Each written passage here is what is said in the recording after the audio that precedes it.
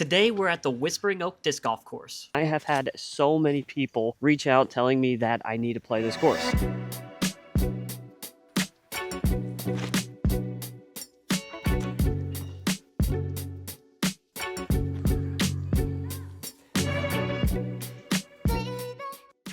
Super peaceful out here today. We got hole 1, starting with a par 4, 367 OB stream or creek that is before the basket.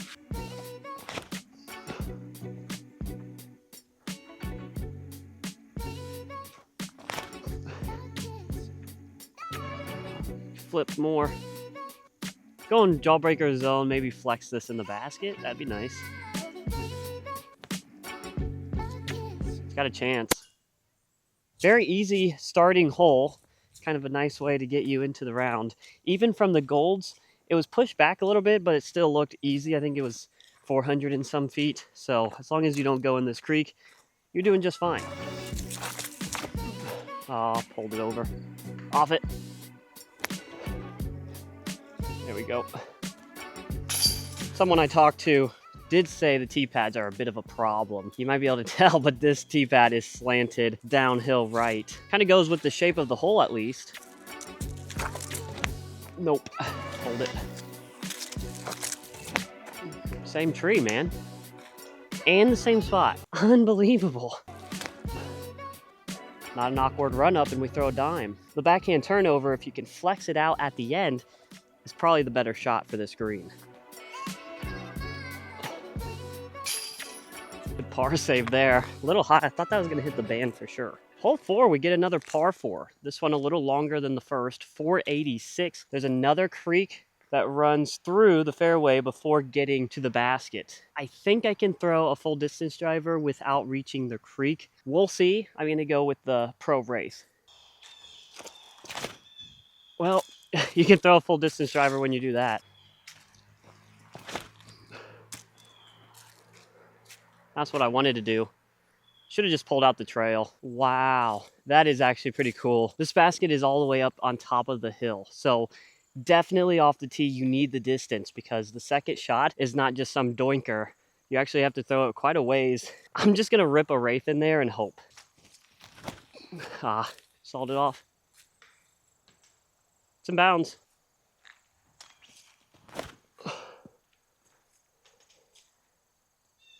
There it is. The approach on this hole reminds me of hole 4 at Caesars Ford. But really, if you have a good drive, you should be getting a birdie. Hole 5, 300 feet, straight at it. I didn't flex it. I might start throwing good shots. I'm not sure. This left side feels so open, so I thought Firebird, kind of left, let it fade in. But the forehand off the tee is just not clicking yet. I'll make up for it right here. Told ya. Come on, baby. Feels good when that happens. Looks like we got another short par 4, 358. Get lucky, passed it. All right, we'll take it. Obviously not my intended line. I'm all over the basket. Off the top on 1, off the cage on 6. It's gonna happen. Look at this gap, 308. Tiny, tiny gap, almost like a tunnel. And I think the basket's off to the left.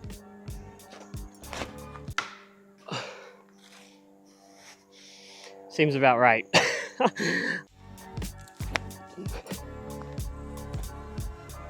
That has a chance. Not high enough. And it doesn't stop with the tight gaps.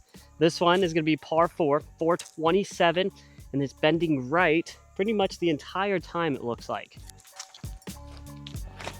Yep, bad idea.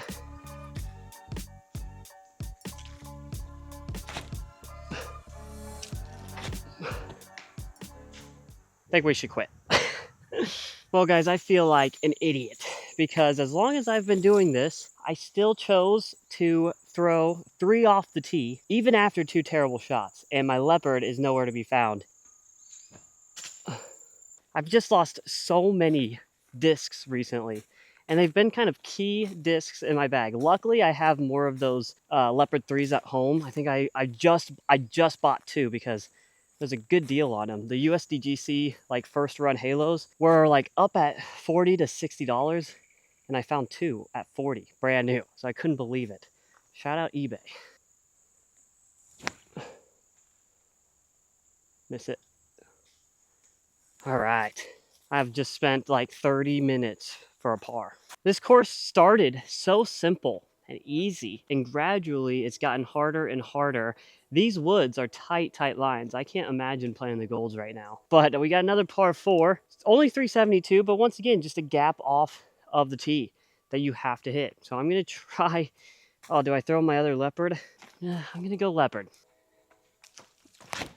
No, we aren't. Oh my gosh, Max. It's definitely exposing my game. Hitting these tight lines, not my forte.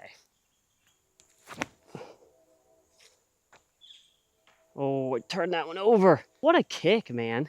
I kicked like 100 feet backwards. It wasn't the shot. I should have thrown backhand. But as my backhands have gotten progressively worse, I didn't want to throw it. I was really trying to make that. Kind of shot myself in the foot with this one. I should have just probably jump putted that at the basket and been fine. And that's a quick bogey. All right, that was a pretty bad way to end the front 9. We're at 1 under, 2 bogeys, 3 birdies. But my first thoughts of the course, it's beautiful. The fairways are clean. It's pretty fun. It would be even better if I could hit a line and not make dumb mistakes, but it's a great course. It has a level of difficulty even from the blues.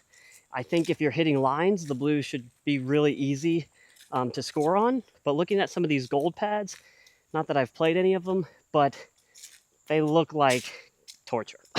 They look very hard. So that will be interesting to see how those play eventually. All right, we got to start playing some disc golf. I want to end under par. We got hole 10, par 3, 230 feet. Is that even accurate? This looks like it's so far.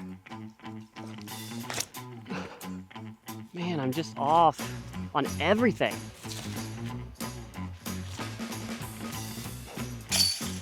Thank you. Needed something better than a bogey. I almost think you have to go inside of this tree.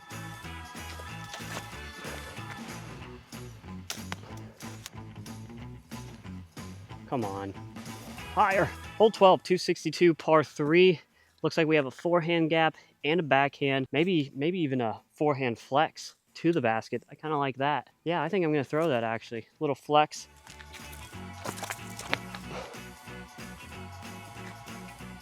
Oh, that's a beauty. Here we go. This is interesting because I feel like it's given us a little break in the middle of this course. Back-to-back 2 short, kind of easy holes. This one, 202, right at it. Get through. This would be a cool one to ace because you'd have to just pure the line and it'd be a line drive into the basket.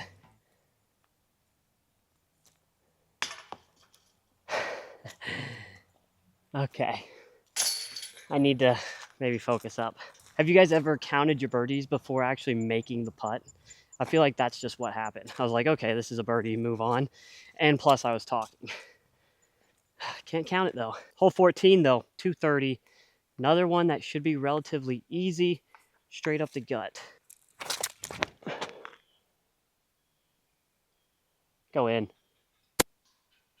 Off the cage, like the top of the cage. Unbelievable. Oh, that just needed to fade like a couple more inches. I think it hit right about here because I saw it flop up. Hole 15 is pretty cool because you're going down the hill and the basket sits out in the open. You also have an OB Creek at the bottom of the hill and you're looking at 300 feet.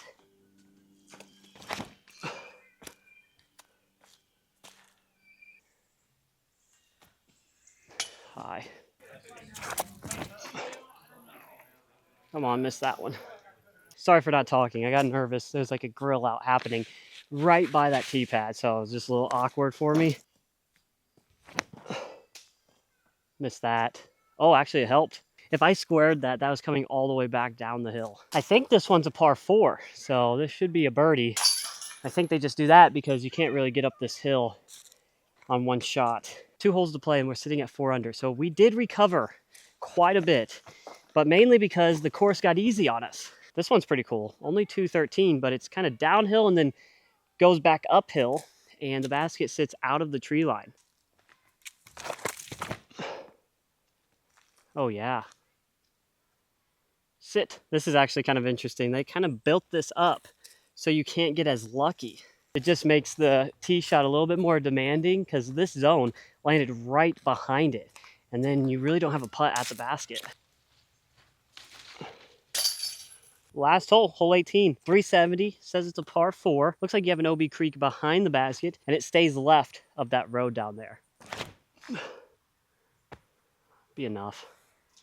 Yeah, you got to push it way straighter. It kind of looks like this corner from the tee pad comes up sooner, where you can just kind of hyzer it around, but really I need it flatter and then fade. That's pretty good for a little scramble shot. All right, guys. Whispering Oak Disc Golf Course. What a great course. Honestly, thought it was a lot of fun. I would like to come back out here and see if I could shoot a little bit better, maybe get rid of those bogeys. Those wooded par 4s, it's really just about hitting your line off the tee. If you hit your line, they're super easy because really you just have to throw it like 200 feet and then pitch up another 150 to 200 feet. So like those should be easy. It's just, I just wasn't getting off the tee. But I hope you enjoyed this video. I think I'm gonna go back and look for my leopard. Hope I find it. I don't really want to leave it behind. Please make sure to hit that like and subscribe button, and we'll see you on the next one.